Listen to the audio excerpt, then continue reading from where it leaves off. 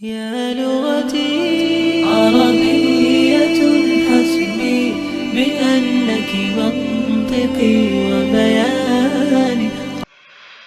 السلام عليكم ورحمة الله وبركاته. الحمد لله والصلاة والسلام على رسول الله وعلى آله وصحبه أما بعد. اللهم لا سهل إلا ما جعلته سهلا وأنت تجعل الحزن إذا شئت سهلا. Yana bir bor assalomu alaykum. Hurmatli arab tili ixlosmandlari hamda arab tilini o'rganmoqchi bo'layotgan o'quvchilar.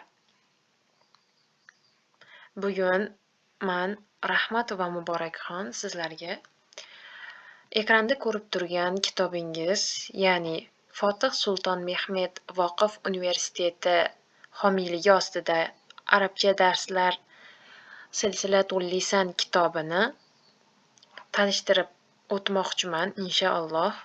Bu kitob asli 8 ta kitobdan iborat bo'lib, bu birinchi qism hisoblanadi. Bu qismi asosan arab tilini endi o'rganishni boshlayotgan o'quvchilarga tavsiya etiladi. Bu kitobda avval birinchi darsdan salomlashish hamda tanishtiruv berilgan.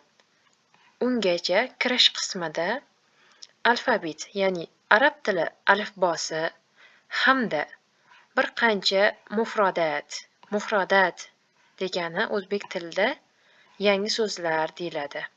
Yangi so'zlar berilgan. Bugun birinchi dars sifatida ularni sizlarga tanishtirib o'tishga harakat qilaman. Biiznillah. Demak, boshladik. Arab alifbosi.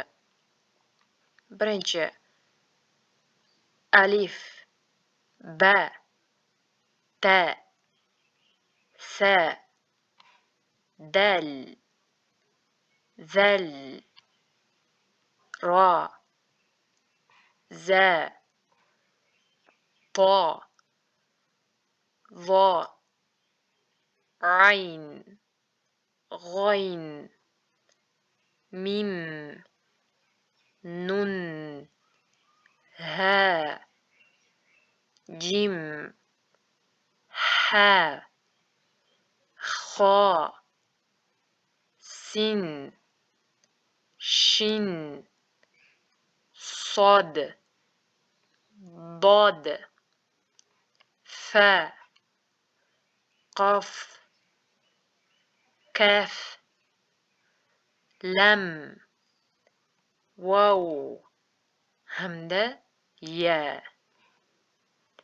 Aytib o'tganimdek, endi bizga bir qancha so'zlar beriladi. Ularni o'qib, tarjima qilib ketaman. Ularga mos ravishda rasmlar ham berilgan, bemalol tushunishingiz uchun. Arab tilini endi birinchi marta o'rganayotgan bo'lsangiz, sizlar aytilayotgan har bitta so'zni e'tibor qilib va uni tarjimasini yaxshilab yodlab olishingiz kerak bo'ladi. Demak, bayt, uy, jabalun, tog', tolibun, talaba, babun, eshik, milhun, tuz, tamrun, xurmo, alamun, bayroq, savmun, sarimsoq, piyoz. Famun, og'iz, miftahun, kalit, anfun, burun, xorufun, qo'zichoq, valadun, bola, jarvun, kuchuk, fulun, loviya, nuqudun, pul. Thawbun, ko'ylak, timthalun, haykal. Musallasun, uchburchak. Hadisun, avariya.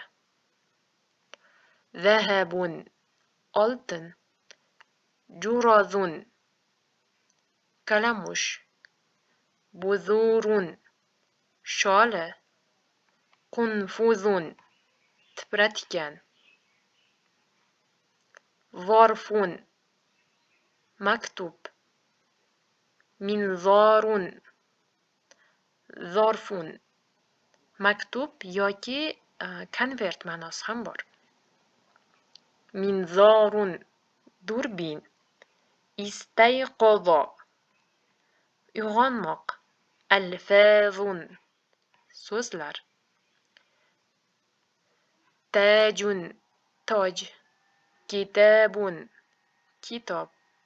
Bintun, qiz. Banatun, qizlar. Madinatun, shahar.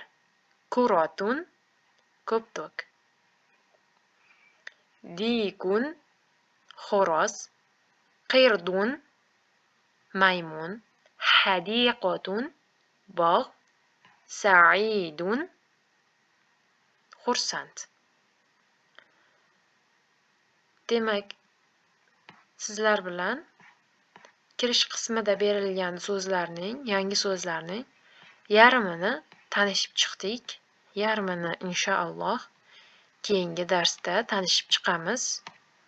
Undan so'ng esa birinchi darsga o'tib ketamiz inshaalloh. E'tiboringiz uchun rahmat. Ma'assalama.